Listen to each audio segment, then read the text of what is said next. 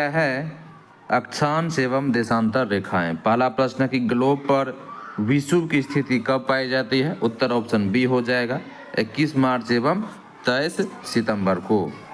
Globe पर विषुव की स्थिति 21 मार्च एवं 23 सितंबर को देखी जाती है।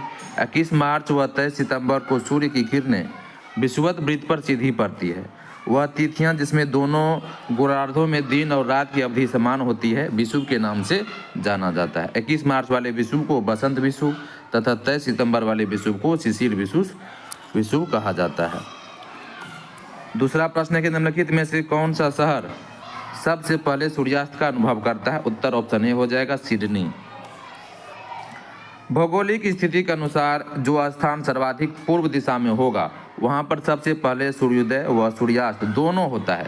उपरोक्त शहरों में सिडनी में सबसे पहले सूर्यास्त होगा क्योंकि उसकी भौगोलिक स्थिति 151 डिग्री 12 पूर्वी देशांतर है, जबकि टोक्यो 139 डिग्री 45 मिनट पूर्वी देशांतर, हांगकांग 114 डिग्री 11 पूर्वी देशांतर तथा सिंगापुर 103 डिग्री 51 पूर्वी देशांतर में स्थित है। तीसरा प्रश्न कि चंद्र ग्रहण होता है जब। ऑप्शन सी हो जाएगा पृथ्वी सूर्य और चंद्रमा के बीच में आ जाती है। चंद्र ग्रहण उस खगोलीय स्थिति को कहते हैं जब पृथ्वी सूर्य और चंद्रमा के बीच में आ जाती है तथा पृथ्वी की छाया चंद्रमा पर पड़ती है। ऐसा तभी हो सकता है जब सूर्य, पृथ्वी और चंद्रमा इस क्रम में लगभग एक सीधी रेखा में अवस्थित हो। चंद्र ग्रहण केवल पूर्णिमा की रात्रि को घटित होता है, किंतु प्रत्येक पूर्णिमा को चंद्र ग्रहण नहीं होता क्योंकि चंद्रमा के कक्ष तलों में 5 डिग्री का झुकाव है। चौथा प्रश्न है कि ध्रुवों पर किसी वस्तु का भार भूमध्य रेखा की तुलना में अधिक होता है। ऐसा क्यों होता है? तो ऐसा ऑप्शन ए के कारण होता है, यानी कि पृथ्वी की आकृति की वजह से होता है। इसकी व्याख्या देख लेते हैं जो कि इस साइड में है। चूंकि पृथ्वी अपने ध्रुव पर थोड़ी चपटी हुई है, इसीलिए ध्रुवों पर किसी वस्तु का भार भूमध्य रेखा की तुलना में अधिक होता है, जिसका प्रमुख कारण गुरुत्वाकर्षण बल होता है। पृथ्वी किसी वस्तु को जिस बल से अपने केंद्र की ओर खींचती है उस बल को वस्तु का भार कहते हैं।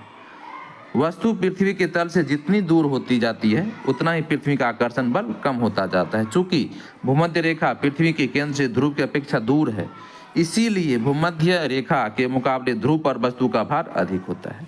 पृथ्वी के दैनिक घूर्णन के कारण भूमध्य रेखा पर जी का मान ध्रुवों की अपेक्षा कम होने से भी भार कम होता है। जी का तात्पर्य गुरुत्वीय त्वरण से है। जी का मान पृथ्वी के ध्रुवों पर अधिकतम परंतु विषुवत रेखा पर न्यूनतम होता है। पृथ्वी की घूर्णन गति बढ़ने पर जी का मान कम होता है और गति घटने पर यह बढ़ जाता है। यदि पृथ्वी अपनी वर्तमान कोणीय चाल से 17 गुना अधिक चाल से घूमने लगे तो भूमध्य रेखा पर की वस्तु का भार 0 हो जाएगा। अब अगला प्रश्न को देखते हैं। अगला प्रश्न है 5 नंबर में कि दक्षिणी गोलार्ध में सबसे बड़ा दिन होता है। ऑप्शन बी 22 दिसंबर को।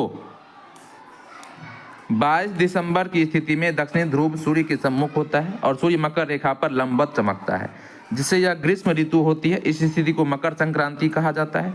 इस समय उत्तरी गोलार्ध में सूर्य तिरछा चमकता है, जिससे दिन छोटा व रातें बड़ी होती है और गर्मी कम होने से जाड़े की ऋतु होती है तथा दक्षिणी गोलार्ध में सबसे बड़ा दिन होता है। 21 मार्च और 23 सितंबर को सूर्य विषुवत रेखा पर लंबवत पड़ता है। इन्हीं दिनों सूर्य उत्तरी से दक्षिण की ओर उत्तरी गोलार्ध में प्रवेश करता है, इसलिए इस दिन पूरी पृथ्वी पर दिन रात बराबर होते हैं। छठा प्रश्न है कि यदि ग्रीनविच प्रधान मध्याह्न रेखा पर समय 12 दोपहर का है तो 30 डिग्री दक्षिण पूर्व देशांतर रेखा पर अवस्थित स्थान समय होगा। ऑप्शन ए हो जाएगा 2 बजे अपराह्न। GMT यानी कि ग्रीनविच प्रधान मध्याह्न के पश्चिम जाने पर प्रत्येक देशांतर पर 4 मिनट घट एवं पूर्व जाने पर 4 मिनट बढ़ जाता है। GMT पर समय 12 PM है, अतः 30 डिग्री देशांतर पर 30 गुना 4 120 मिनट होगा। 120 मिनट यानी कि 2 घंटा, अतः 30 डिग्री पूर्व देशांतर पर समय दोपहर का 2 PM होगा। 7वां प्रश्न है कि अंतर्राष्ट्रीय दिनांक रेखा खींची जाती है। ऑप्शन सी हो जाएगा प्रशांत महासागर से होकर के।